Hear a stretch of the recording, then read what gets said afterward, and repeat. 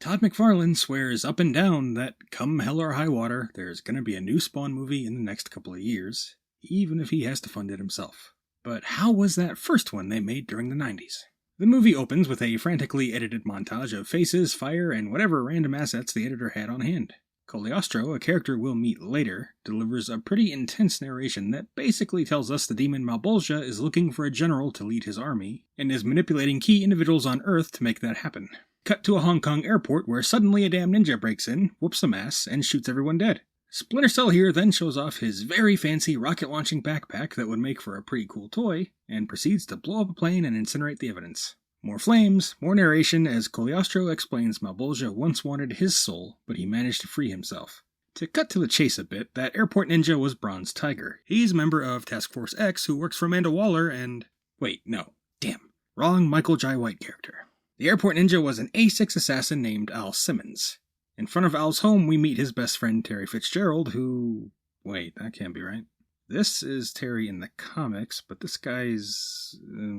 maybe his melanin just went on vacation. Terry says hello to Al's wife as she leaves for work and... Now do me a favor.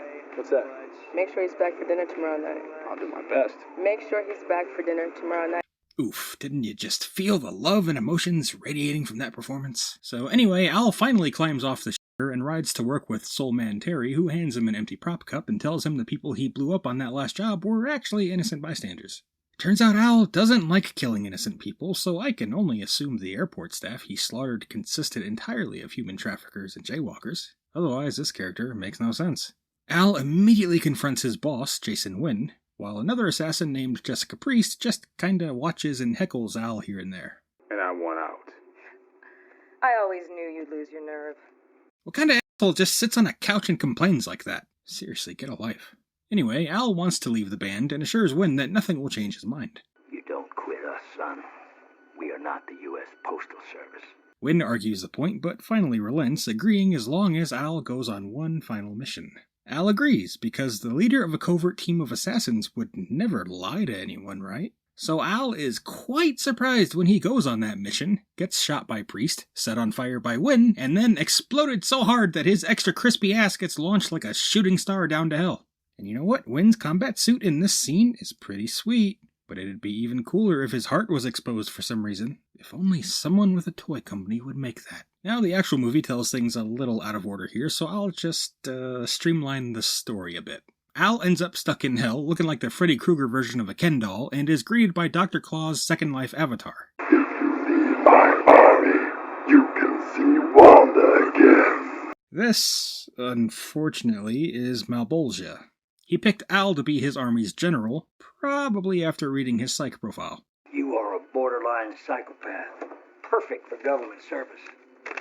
No guilt, no fear. You're a killing machine. Ah, like your typical online gamer. He makes an offer. If Al agrees to lead his army of animated PNGs, then he can return to Earth and see Wanda again and kill Jason Wynn. Done deal. We then see Al wake up in Tim Burton's Gotham City. He stumbles through a homeless enclave called Rat City, where he meets Cagliostro, who I'm just going to call Cog from now on. Cog tries to explain some things, but Al won't hear any of it and heads home as Marilyn Manson blares. After a couple of entirely unnecessary scene transitions, Al finds his way to the backyard and sees Wanda grab a handful of Terry before they suck face, while a kid's birthday party goes on around them. They're married now and have a 5-year-old daughter named Cyan. So Al pretty much scares the hell out of everyone until Terry threatens to kick this mysterious burn victim's ass, but Fucko the freakish party clown swoops in and takes him back to Rat City. This clown is actually an agent of Malebolgia, basically meant to guide and babysit Al as he becomes a bona fide hellspawn. Just think of me as your guardian angel. You're Jimmy Stewart, and I'm Clarence. But he's still being hard-headed and is practically drowning in denial, so Clown takes him to a graveyard to see his earthly remains for himself. Al Simmons is dead, and like the great Herman Munster once said, Well, sometimes that is better. The thing that came back to Earth with his memories is Spawn. And you know what? Clown delivers my favorite line of the whole movie here when a couple of amateur devil worshippers show up. Like, Satan sent you guys? How come God hogs up all the good followers and we get all the retards? But forget all that, because here we finally see what we've been waiting for when Spawn's costume erupts from his body and forms over him. Honestly, this is one of those effects that I think holds up pretty well for something made in 1997. Sure, they could have figured out a way to do it with practical effects like the Guyver movies, but I think they nailed it well enough here. The costume is actually a pretty important piece of comic book lore, although it wasn't really meant to be. For context, although it's a little complicated, Todd McFarlane is kinda sorta a co-creator of Marvel's Venom, the alien symbiote that gets worn like a costume. Spawn's suit is kinda similar. It's a living creature from hell called K7 Letha, except that wasn't always the plan, but after getting a ton of fan mail from people asking why Spawn looks so different from issue to issue, Todd recycled the Venom symbiote concept to very quickly excuse the inconsistencies in the artwork. You see, the art isn't wonky, the suit is just always evolving and in constant flux. Now, did I need to tell you that? No. So Clown teleports Spawn to Rat City and just kinda waddles away after our hero throws a Kylo Ren-style temper tantrum. His Wolverine claws are kinda cool, at least. Cog shows up and tries again to explain things, but he walks away a second time. And this time, for just a second, Cog seems to kinda want to stab a bitch. Rude ass. Back at A6 headquarters, we see Jason Wynn and Jessica Holy damn!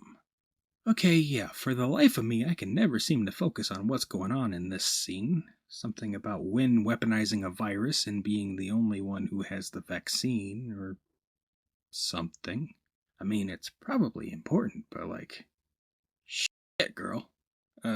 So we see Spawn running around some rooftops, and his shitty CGI cape pops out for a second and disappears again, and yeah.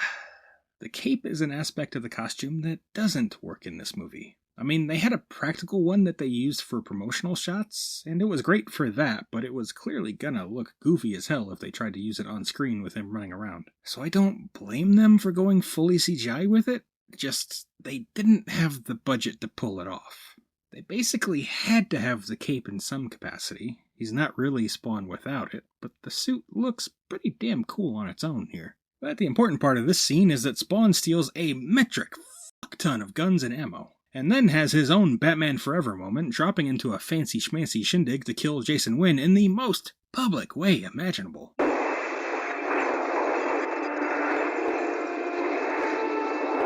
Man, this guy is such a shitty assassin. He could really learn a thing or two from Agent 47 about discretion. Where my Hitman fans at? And I'm gonna pause us again here for more comic book nonsense. In this party scene, there's a redhead walking around with 2 Spawn logo earrings. For some reason, she's also wearing a dress that makes her look like the friggin' Green Ranger. But yeah, this is a reference to Angela, a kind of warrior angel from the Spawn comics that was created by Neil Gaiman for an issue that he wrote. Later, there was a legal dispute over the ownership of the character, with Gaiman eventually gaining the rights, at which point he sold Angela to Marvel Comics. Biff bang pow, suddenly she was the long-lost sister of Thor and Loki, which was maybe the lamest thing they could have done with the character. Good job, Marvel. I can't imagine why the comic industry is dying. Okay, back to the other shit. So Spawn tells both Terry and Wynn who he is before Priest comes in guns blazing, gets her leg bitten by Spawn's Skeledick, and then she dies from fast-acting lead poisoning. R.I.P. They will be missed. After that is when Wynn's security force decides to show up, so Spawn retreats back to Rat City after pulling off some stealth tactics that, I'll admit, are pretty cool. Too bad he didn't actually manage to kill Jason Wynn. Oh, and we do get a quick shot meant to emulate the kind of imagery we see a lot of in Spawn comics with his massive flowing cape. Guess it could have looked worse. Maybe. Clown shows up for a quick chit-chat with Wynn. They've been having secret meetings here and there as part of Malebolgia's overall scheme involving that deadly virus from earlier. It's gonna be set loose with a series of bombs, and Clown tells Wynn that he needs to rig up a detonator to his heart so that if Wynn dies, the bombs blow. Jason seems to think that's a good idea. I'm gonna skip ahead a little, but it's worth mentioning that Al's old dog, Spaz, ends up finding him again and recognizes him, refusing to leave his side like a good boy. You don't want to be where I'm going. Okay, but it's your funeral. Meanwhile, Cog has pretty much decided it's time for that crispy, grumpy asshole to listen to what he's got to say. It's time. But Clown has decided to pay Spawn a little visit and just spill all the beans on the whole evil plan. For some reason? I just really don't understand that. I mean, I don't understand the whole plan in general. Somehow releasing the virus is supposed to lead to Spawn taking Hell's army to heaven so they can burn it down or something. I mean, seriously, I can't really track what's going on. But this has always been my favorite scene in the movie, largely because of this moment. I'm not the vindicator or the victimizer. Violator!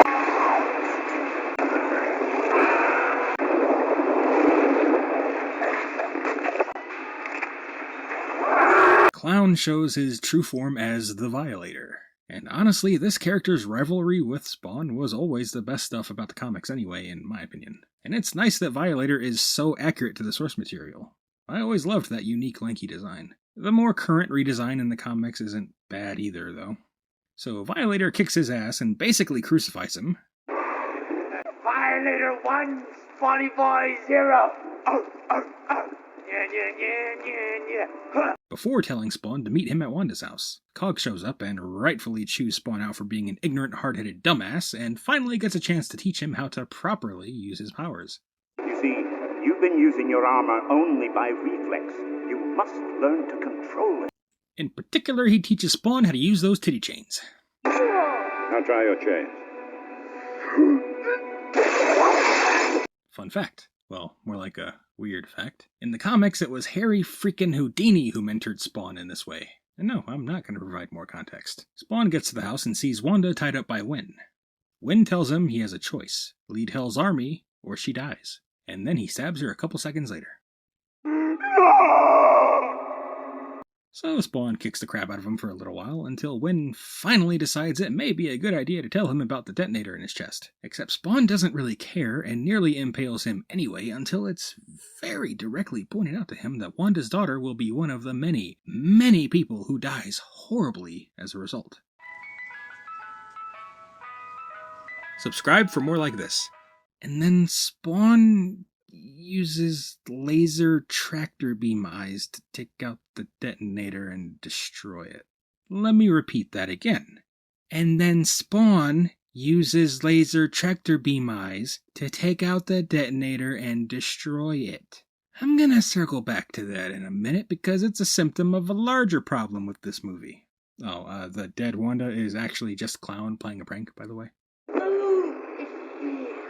So good. And feel. But our flame-broiled Obi-Wannabe, Cog, shows up to provide backup, and Clown drags the two renegade Hellspawn downstairs for the final boss fight. And this should be cool, but holy shit, does every shot in Hell look like absolute ass. You'd think it was a lava level cut out of Mario 64, not the epic climax of a blockbuster superhero flick. I distinctly remember watching this movie on VHS as a little kid, and even back then, at like 6 or 7 years old, I was distracted by how dumb it was. There's a lot of frantic editing and ultra close-ups to try masking the visual insult assailing your eyes at this part, but it's no good. The shit is real, and it's thick, and dear lord does it stink. So Spawn kills Violator after an incredibly awful fight. Malebolgia and the Gift Crew show up, and then we're treated to this truly memorable exchange of dialogue. If you won't lead my army, then you must die.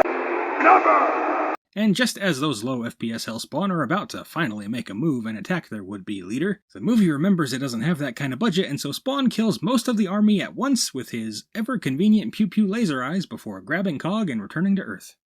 Oh, but Violator isn't dead. He comes back in an admittedly cool way that made for a pretty cool action figure playset. And this time, Spawn beheads him with those titty chains of his. So Terry exposes the virus bomb plot, and Wynn is arrested by two really cool characters from the comics who are relegated to silent cameos here. And they all live happily ever after, except Spawn because he's a man of constant sorrow. The end. This is where I'd list my wonderful patrons, if I had any.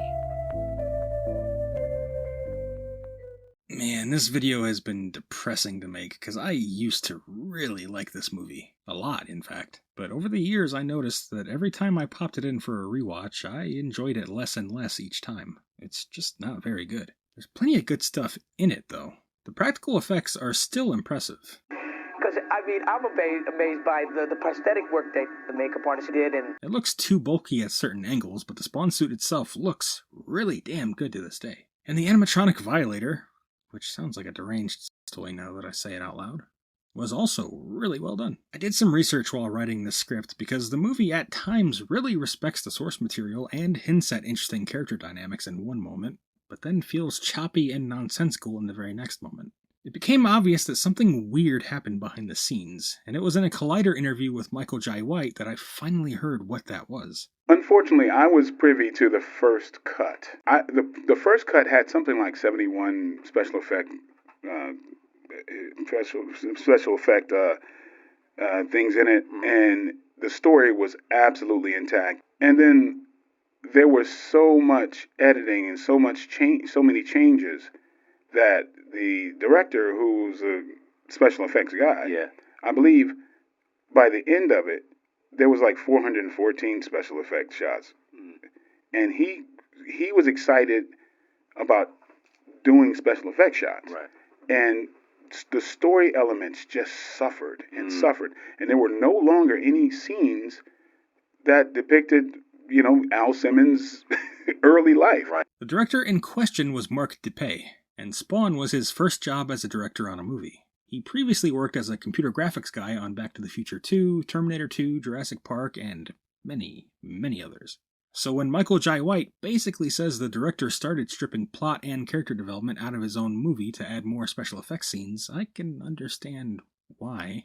It's what Mark Dippé knew best, it's what he did best, and it's probably what he found most exciting about the movie industry. But he kinda choked on his own ambitions there, and this movie, which could have been the start of a series, suffered for it. How did the devil just reach in and pick up the clown and did this? And there was you looked at, Martin Sheen and a bomb, you pull a bomb out.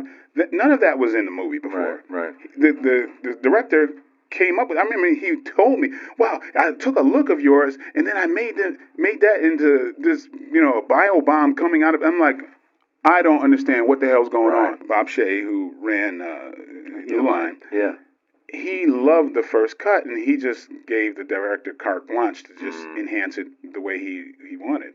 And he just took his eye off the ball. And as a result of that, another movie that was coming out with New Line called Blade, they were all over that director because of what happened with the director in Spawn. Right. This is something you'd only notice if you watched Spawn for yourself, but there's a lot of scenes I skipped over in my summary, and most of what I skipped involved a lot of computer effects. And that's because those parts aren't necessary. That cool chase sequence where Clown is driving a big truck and Spawn has a motorcycle that his cape transforms into some kind of mobile battering ram? It's cool to watch, sure, but you lose nothing by cutting it out. In fact, the story makes more sense without it. Clown tells Spawn to meet him at Wanda's house. There's no good reason for Clown to then try to impede Spawn's attempt to get to Wanda's house. We do know that the very sudden and incredibly dumb moment with the tractor beam eyes was done in post-production and didn't exist in the first cut because Michael Jai White said so. A special effects shot was added just because it could be, regardless of whether it made any sense. That's not how you make a good movie.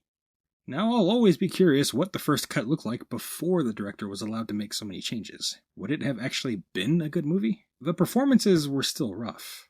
I don't even know if that can be blamed on the cast. I've seen most of these people do much better in other projects. It's part of a director's job to pull great performances out of their actors, and I'm inclined to believe Mark Dippé just didn't know how to do that.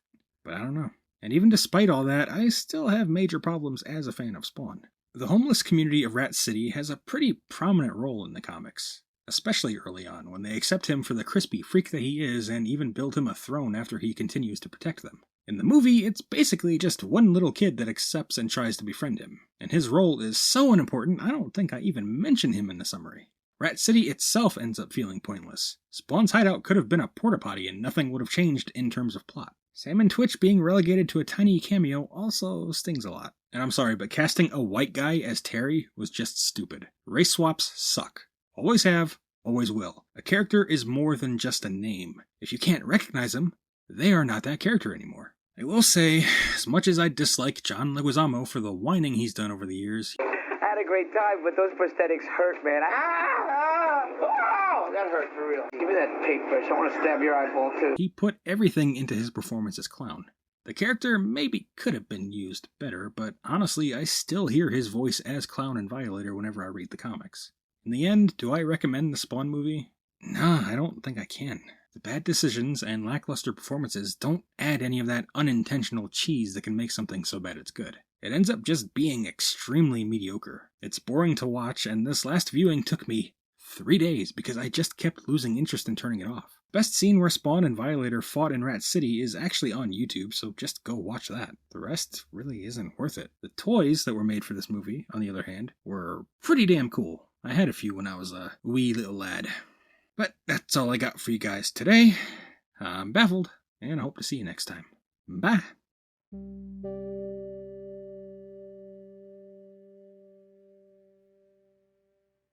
Thank you.